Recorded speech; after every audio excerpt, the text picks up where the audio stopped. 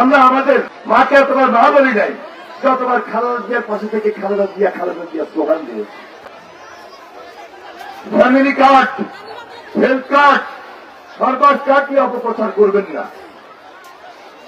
এটা তারেক রহমানের চিন্তা, খালেদা জিয়ার পরামর্শ, খালেদা জিয়ার চিন্তা থেকে এসেছে কিভাবে মানুষের পাশে দাঁড়ানো যায়। জিয়া রহমান যেভাবে গ্রামের মানুষের পাশে দাঁড়িয়েছিল, খালেদা জিয়া যেভাবে মা বোনদের পাশে, দেশের মানুষের পাশে দাঁড়িয়েছিলেন, তারেক রহমান, তার মা প্রধানমন্ত্রী ছিল 3 বারে, তার বাপ স্বাধীনতার ঘোষক ছিল জিয়া রহমান, বাংলাদেশের জনপ্রিয় রাষ্ট্রপ্রধান ছিল, রাষ্ট্রপতি ছিল। একদিকে পরিবার থেকে শিখেছেন, মা বাপ থেকে শিখেছেন, আরেকদিকে মাঠে রাজনীতি করে আসতে তারেক রহমান রাজনীতি শিখেছেন এবং তার তীক্ষ্ণ দৃষ্টি, দূরদর্শী চিন্তা থেকে তিনি আজকে family card, health card, farmer card, health care unit এবং এই যে বেকার যে যুবক, যারা তরুণ, যারা ছাত্র, যারা যুবক হয়ে কাজ করবে, তাদের জন্য তিনি একটা কর্মসূচি গ্রহণ করেছেন, একটা উদ্যোগ নিয়েছেন যে বিএনপি এদেশে রাষ্ট্রীয় ক্ষমতা আসবে ইনশাল্লাহ। আসার পর প্রথম 1 বছরে 1.5 কোটি কর্মসংস্থানের ব্যবস্থা করবেন এই যুবকদের জন্য। 1 বছরে তিনি হাতে দিয়েছেন কর্মসংস্থান না হওয়া পর্যন্ত বেকার ভাতা দিবেন, আরেকদিকে ট্রেনিং করাবেন, বেকারদেরকে ট্রেনিং করাবেন এবং বেকার ভাতা দিবেন। তাহলে তারেক রহমান মায়েদের যুদ্ধ দিনের জন্য যেমন চিন্তা করেছেন, আপনার পরিবারের প্রত্যেক সদস্যের জন্য চিন্তা করেছেন, আপনার পরিবারের কর্তা ব্যক্তি, আপনার স্বামী, তার জন্য চিন্তা করেছেন, একজন প্রকৃত কৃষকের জন্য চিন্তা করেছেন, বেকারদের জন্য চিন্তা করেছেন, যার কারণে তিনি প্রথমে 27 দফা দিয়েছিলেন, এখন 31 দফা। এই 31 দফা নিয়ে গ্রামে গঞ্জে গিয়েছি। আপনার সব 31 দফা জানার দরকার নাই, কিন্তু 31 দফার মধ্যে নারীদের মর্যাদা,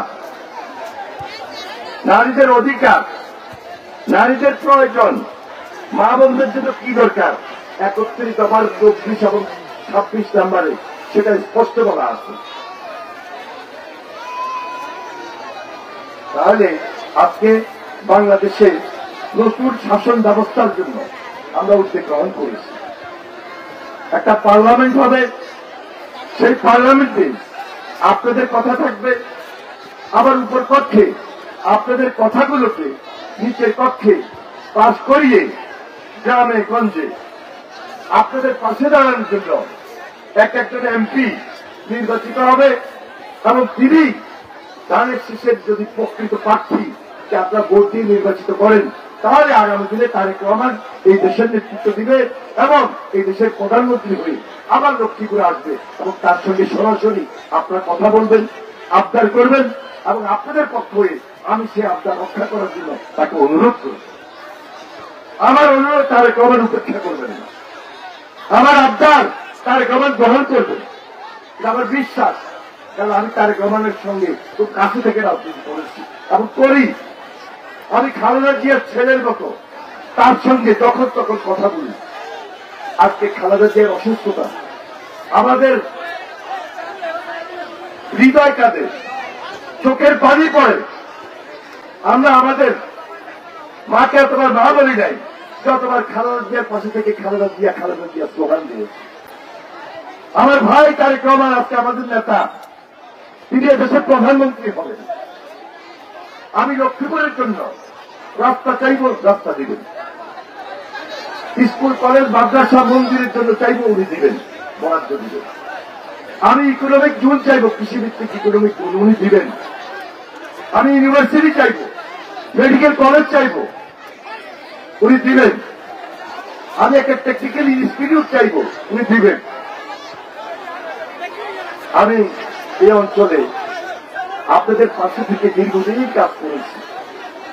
ভবিষ্যতে আমার বিশ্বাস আপনারা আমাকে অতীতে যেভাবে আপন করে নিয়েছেন, আমার উপর এত অত্যাচার, এত নির্যাতন কারণে আপনারাও দোয়া করেছেন, আপনারাও আমার জন্য চিন্তা করেছেন যে আমাদের এলাকার তাকে আমরা সংসদে এতবার পাঠিয়েছিলাম, আজকে তার উপর এত অত্যাচার, তার উপর এত নির্যাতন। তাকে যেন আল্লাহ বাঁচিয়ে রাখে। আমার পাশের অনেক লোক বুক ধরে শিকার হয়েছে, কিন্তু আল্লাহ আমাকে বাঁচিয়ে রেখেছে, হয়তো আপনাদের আমার কিছু খেদমত করার জন্য। সারা জীবন তো আমি বেঁচে থাকবো না, কিন্তু যতদিন আছি, যতদিন থাকবো, আপনাদের পাশে থেকে আপনাদের জন্য কাজ করে যাবো।